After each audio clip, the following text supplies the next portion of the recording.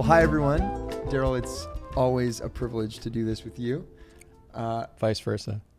Thank you. And I wanted to make mention of this gigantic photo that Mike Acosta's group sent in. I saw it on last week's corner, and it brought me real joy. And it's really up the bar for if we want to get seen. Apparently now we can send any size. So I'm expecting some posters now, just we can put up on the wall, different groups. Okay.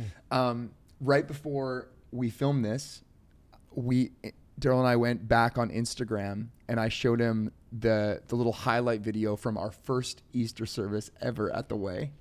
And it was it was 3 years ago. It feels to me like it was 7 years ago. And not everyone would know this. The first week we ever met was kind of a week after everything shut down from COVID. We met with our launch team on Zoom. And the week after that was Easter. I think it was April 5th. And you preached. Do you remember how that felt? It felt awful. Because staring I'm at standing in my study with holding the notes on my cards. Nobody in the room. I'm just getting used to the whole phenomena. And I preached my heart out. And then I went to Sharon and said, that was awful. And she says, no, it was wonderful. And I only saw it today. You showed it to me. I feel pretty bad about, to be honest. I knew it was an amazing message that filled our hearts with hope, but you never got to see how it all came across. No. So I've been living with this sense of, that's one of my favorite texts is Mary Magdalene in the garden. It was so good. Anyway, so fun to watch that. You can still see that if you go way back. If you got time to scroll ways back on Instagram, April 2020. But man, and I was thinking too about how that time, that season, for me and for many others, it just felt like so much was stripped away, and I felt very powerless to do so many of the things I know how to do certain things. I felt like, man, I can't even be myself. We're in rooms, we're looking at screens, we can't be with people in the same way. And I remember that day as you preached, I thought I was reminded that the resurrection proclaims that nothing can stop Jesus. Nothing can stop him from building his church. And in so many ways, that's been the story of the church plant. Yes, through seasons of things being taken away and feeling like really difficult, God's just done his thing. He's continued to build his church. And so good on this Easter to remember 3 years ago and all that Jesus has done. He's done so much. And I just feel so thankful for what he's doing in our midst even now. Can you give us a recap of this specific Easter sermon that you preached? I'll try. Yeah. We used Luke chapter 24. There are 4 gospel writers, as everybody knows, Matthew, Mark, Luke, and John, and they all come at the Easter story at unique angles. Yes. So we worked with Luke, and the reason we did is the way he ends that story in Luke 24:11, when the women come from the tomb with the message and announce to the men who are going to become apostles that Jesus is risen, their first response is, this is nonsense. Mm. And so I felt led to that because that's where a lot of people begin. Right. And the posture I took, and it was authentic, is I understand why someone would think it's nonsense. Hmm. And especially when you keep turning the page in the New Testament, and you hear all the implications of this, you go, wait a minute. The crucified is Lord of the universe? Totally.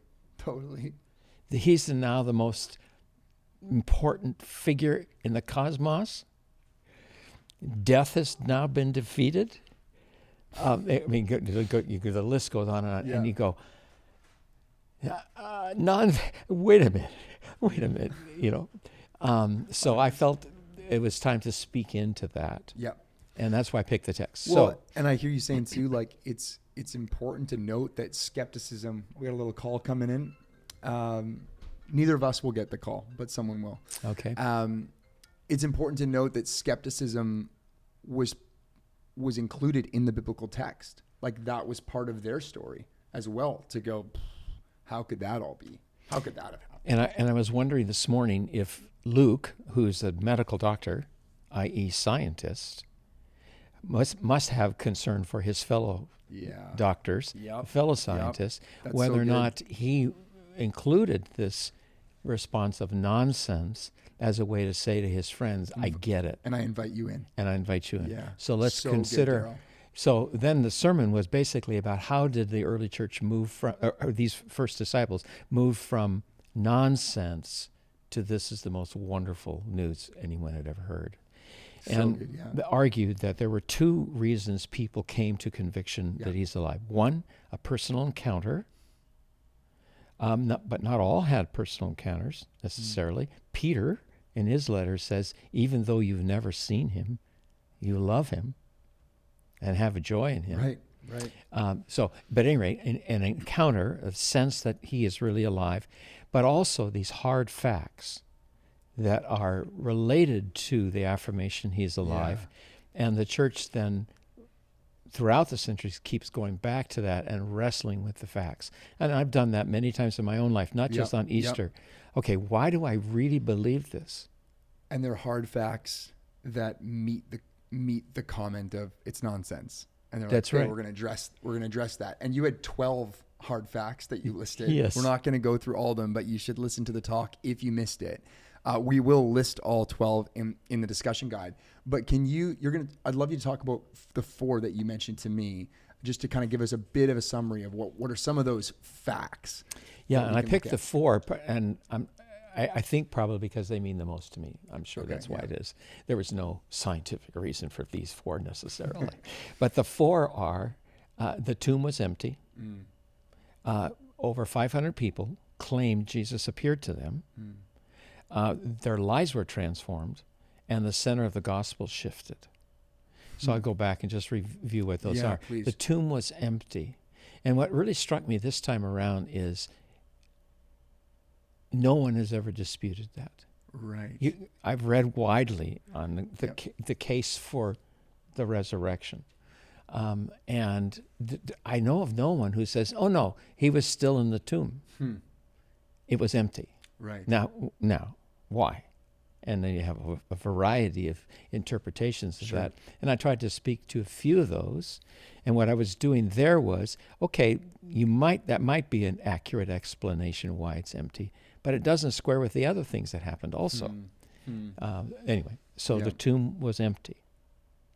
Empty. It's empty. Hard fact. Yeah. Yeah. The way to undo that is just find the bones of Jesus of Nazareth, put them in a wheelbarrow, and wheel down Burrard Street. It ends the whole thing. Yeah. Right? Yeah. It's tomb was empty. There's nothing. There was something in there. Sorry about that. The grave clothes. Yeah. But that ties in with that Lazarus. Yeah. Lazarus comes Yeah. out with them on. Jesus doesn't need him. That's another subject. Over 500 people. Paul says in 1 Corinthians that many of whom are still alive, meaning go talk to them. Ask them, how did you know this was Jesus? I shared in a sermon, a woman says to me, Elvis is alive. And I go, how do you know? Well, I can just feel his presence. And don't bother me with facts. Well, you wouldn't have gotten these people. Yeah. Don't bother me with Yeah. facts. They had good reason for why they believed that was Jesus. Right. The third, to transform lives of these disciples. They moved from discouragement to zeal. They moved from fear to strength. Yes. They it's moved from wild. sorrow to joy. And then more than that, their lives actually become more and more like Jesus. And they move from it's nonsense to it's everything. It's everything. Yeah. And then the fourth thing, the center of the gospel shifted. And what I was emphasizing there is you have this great preacher, Jesus of Nazareth, come along. He has his message. The message is the kingdom of God has come near.